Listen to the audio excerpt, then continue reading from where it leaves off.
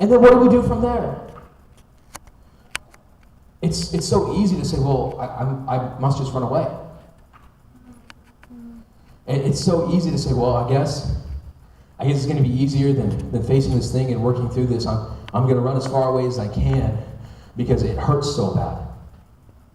You get caught and you feel ashamed and you feel broken, and I'm going to let you know that right now, I think you need to hear this. Shame is not from God. Yeah. See, you will feel that things are not okay. I'll let you know that. That's called conviction. That's God saying, hey, don't do that. But if you do something wrong and you feel like you're not lovable, and you feel like you're not able to be loved by God, that's the opposite of what the gospel tells us. Oh gosh, I love the keys. Don't I just sound cooler? Like, thank you. Sophie, can we give it up for Sophie right now? Yeah. Sophie's amazing. I've known her since she was in 7th grade. I've known Sophie for a very long time. But we get so caught up in this stigma of, well, I guess God doesn't love me, so I am going to leave. And I say God's arms are always open because I want you to catch this. No matter how far you run, no matter how far you go, no matter if you know what you're doing or not, I think a lot of times we leave what we know and we leave God's love. And we don't leave God's love ever, but we leave the presence of Jesus and we say, well, I don't know what I'm doing. I don't know where I'm going. I don't know how to get there, but I have to leave. And I want you to know, young people, no matter how far away you run, no matter how far you stray, God is sitting there. And he's waiting for you to come back with open arms. He's sitting there going, just come back to me. Come back to me. He's saying, John, I know that you're messed up. I know that you're broken. I know that you're hurting, but just please come to me.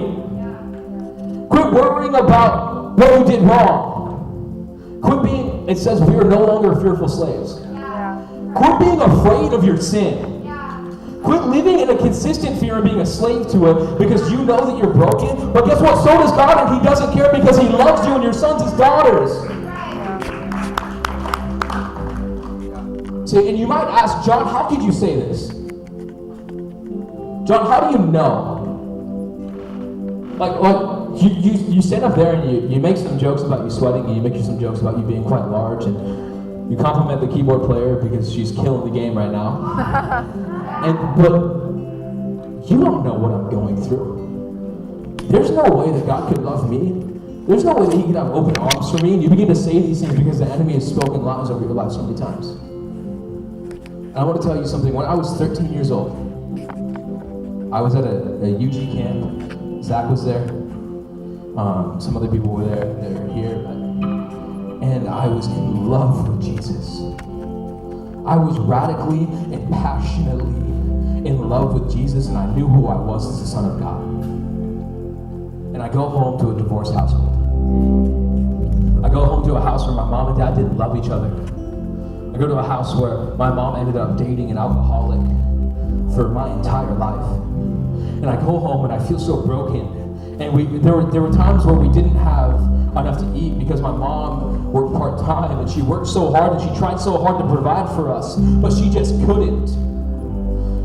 And what happened is I fell into this depression. I fell into these addictions. I started watching porn, in all honesty. I'm gonna be real. I started being so depressed and so conflicted. I started looking at things I knew I shouldn't be looking at, and I was trying to hide it from everyone around me. No one knew how depressed I was. No one knew the thoughts that I had at 3 a.m. when I was still awake because I couldn't sleep because I was scared of what the dreams were going to happen or what dreams I would have. I was scared to go to sleep because I didn't know if I would wake up and be secure. I didn't know if I would wake up and be confident. And young people, I fell so far away from God. Young people, I ran farther away than like God was over here and I sprinted the other direction. I said, you know what? I'm going to go smoke weed. I'm going to go get high. I'm going to go get drunk. I'm going to do whatever I have to cope and get by.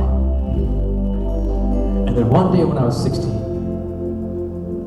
I was sitting there, and I was sitting in an auditorium much like this, and actually the old junior high pastor, Nate, was preaching. And I was in the front row, probably kind of like about where you were sitting, in a different auditorium. And he looked directly at me, and he was like, speaking about freedom, and he said, in the name of Jesus, there's freedom from depression.